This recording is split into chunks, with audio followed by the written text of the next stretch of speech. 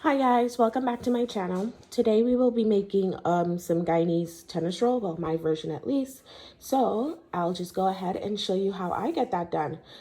We're going to be using some really simple ingredients. One of my absolute favorite ingredient to add to this is full of flavor pure Guyanese vanilla extract plus lemon. Why I like adding this is because it eliminates me having to add lemon juice to my mixture for the tennis roll, because Guyanese love to add a little bit, just a touch of lemon extract, which makes it taste so much better. So we will be using this today, and you can find this on the Full of Flavor website that I will link in the description box. So for this simple recipe, we will be needing some all-purpose flour, some butter, some of our Full of Flavor vanilla extract plus lemon, some sugar, some warm milk, some warm water, some salt, and last but not least, some yeast. So what we'll do is we'll get started by mixing the yeast and the sugar and the water. So we just need a little bit of warm water, just warm to the touch. And what I'm going to do is I'm going to add all of that to my mixing bowl. So I'm going to add my yeast. I am also going to add my sugar, and I will leave a description of the ingredients and the measurements in the description box. And what I'm going to do is I'm going to mix my sugar with the water so the sugar can dissolve just a little bit, and then we're going to add the yeast and we're going to mix all of that in, and then I'll be back so I can show you guys what that will look like. Alright guys, so what I'm doing is I'm just mixing the sugar into the warm water. Remember, you don't want the water to be too warm. You just want it to be warm to touch so that it can activate that yeast, because if it's too hot, it can kill the yeast.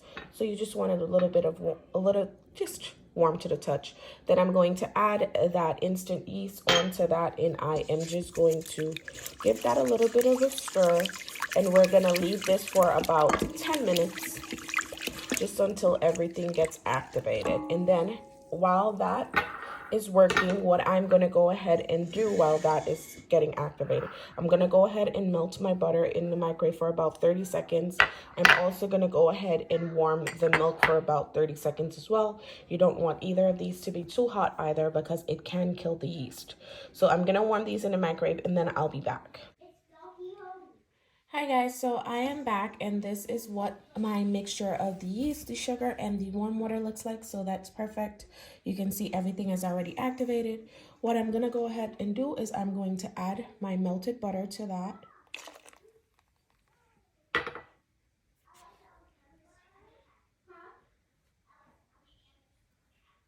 I am also going to add my warm milk. And I'm going to add that Full of Flavor vanilla extract plus lemon juice right in there. So I will leave a measurement in the description of that.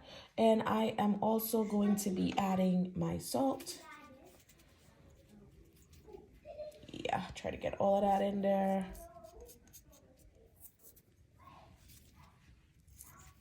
And then, last but not least, we'll just add the flour. Now, guys, for this recipe, I am going to be using my stand mixer. You can feel free to use your hands to mix this. It'll be the same results.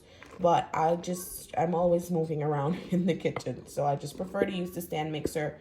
But I'm going to be adding my all-purpose flour to the mixture now, and I'm going to let this knead for about 10 minutes.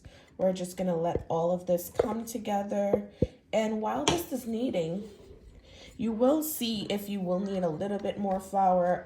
You probably won't. If you're hand kneading it, you want to avoid adding too much flour, because you want a nice, soft, and fluffy tennis roll, and you don't want it to be heavy. And adding a lot of flour can make your tennis roll a little bit heavy. So you want to be mindful of that. So what I'm going to do right now is I'm just going to add this onto my stand mixer with the kneading hook. And then we will get this started for about 10 minutes. I will come back so I can show you what your dough should look like, and if you would need to add a little bit more flour. Of course, if it's too sticky, you'll add just a tad bit more flour, But if everything seems to be coming together pretty awesome and it's pulling away from the sides, then of course you will not need to add any more flour. So I'm just gonna let the mixer do its thing for about 10 minutes and then I'll be back. All right, guys, so I came back to show you what my dough looks like right now. So as you can see, it started pulling away from the sides and it's not really sticking. So I'm not gonna add any more flour. I'm just gonna let the mixer do its thing because I don't want my dough to be too heavy. And of course, when I'm rolling it out, I'm gonna be sprinkling a little more flour. So wherever I can eliminate adding too much flour, I am going to eliminate doing that.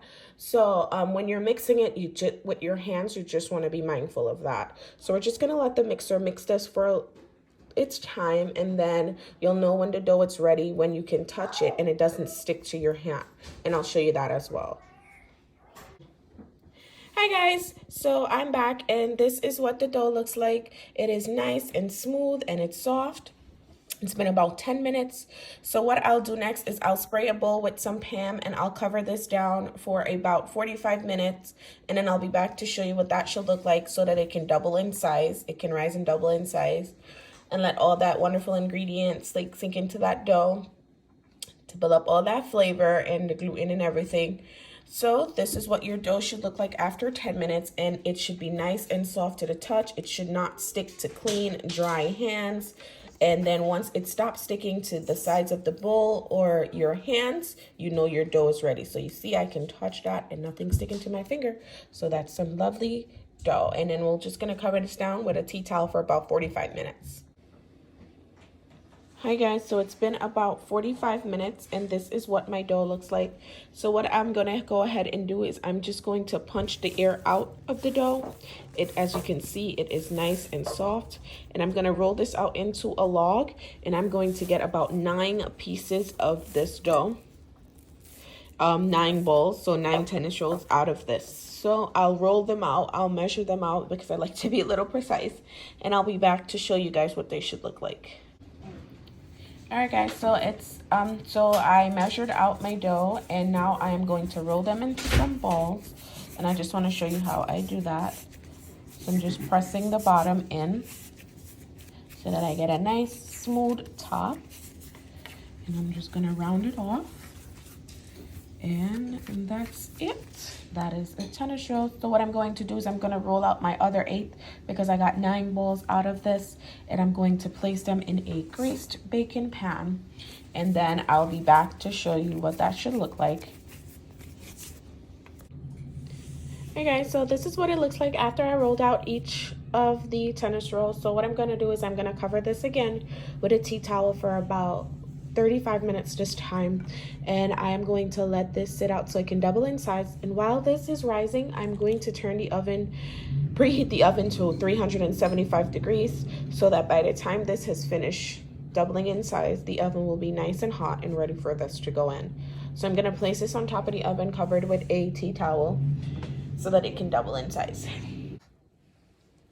Hi guys, so it's been about 35 extra minutes, and as you can see, these have doubled in size. Some have got like a weird shape, but that's fine. They're still gonna taste delicious.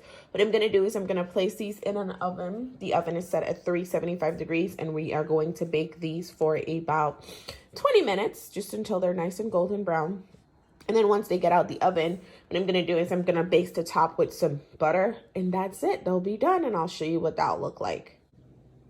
Alright guys, so it's been about 20 minutes in the oven, and as you can see, this is what they look like. After I took it out the oven, I just basted it with a little bit of butter. So I'm gonna let it cool for about 10 minutes before I open one of these babies. But yeah, this is what they should look like after 20 minutes in the oven. I'm just gonna let it cool down for about 10 minutes before I open up one. Okay, so it's been about 10 minutes since I let it cool, and I'm just gonna open it so I can show you what it looks like. So nice and soft. And that is it, guys. My version of Guyanese tennis rolls. So yeah, I really hope that you try this recipe, and I hope that you enjoy.